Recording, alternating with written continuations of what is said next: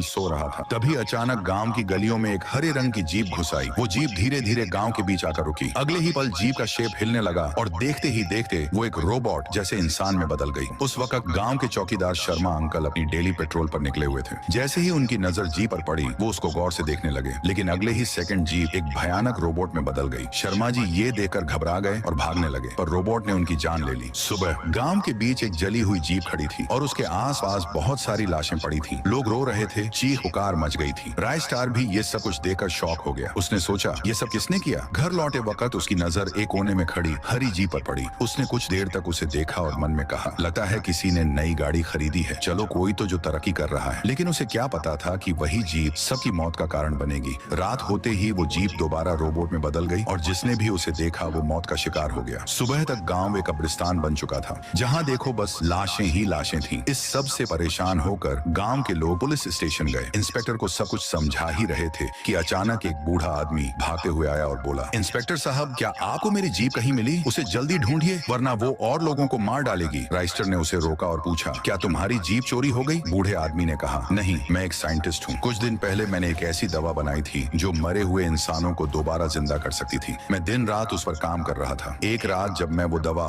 Jeep में load कर रहा था, गलती से पूरा केमिकल जीप पर गिर गया और जीप एकदम से एक रोबोट में बदल गई और वहां से भाग गई। ये सुनकर रायस्टार के होश उड़ गए। उसे तुरंत वो हरी जीप याद आई जो उसने गांव में देखी थी। उसने साइंटिस्ट से कहा, तुम्हें तुरंत एक एंटीडोट बनाना होगा, जल्दी से बनाकर मेरे पास आना। साइंटिस्ट तुरंत अपने लैब भाग गया और एंटीडोट बनाने में लग गया। इधर रात तक रेस्टार वापस गांव पहुंचा। वहां अफरा तफरी मची हुई थी, लोग जान बचाने के लिए भाग रहे थे। रायस्टार ने एक लड़के को रोका और पूछा, क्या हुआ, सब क्यों भाग रहे हैं? लड़के ने कहा, वहाँ एक रोबोट जैसा इंसान है जो सबको मार रहा है। तुम भी यहाँ से भाग जाओ, वरना तुम्हें भी खत्म कर देगा। तभी रायस्टार की नजर उस जीप पर पड़ी। उसने चिल्लाकर कहा, मैं जानता हूँ तुम जीप नहीं, रोबोट हो। तुरंत जीप हिलने लगी और भयानक रोबोट में बदल गई। रायस्टार और रोबोट के बीच एक जबरदस्त फाइट शुरू हो गई। पूरे एरिया में धमाके, धुआं और चीख पुकार की आवाजें गूंज रही थी। लंबे समय तक फाइट चलती रही। अंत में जब धुआं हटा तो रायस्टार जमीन पर गिरा पड़ा था और रोबोट उसके पास आया और हंसने लगा। फिर उसने एक हथियार बाहर निकाला और रायस्टार को खत्म करने ही वाला था कि तभी वही साइंटिस्ट आ गया। उसके हाथ में एंटीडोट था। उसने तुरंत पूरी दवा रोबोट पर फेंक दी। जैसे ही केमिकल रोबोट के शरीर पर गिरा, वो जोर से चिल्लाने लगा और धीरे धीरे वापस जीप में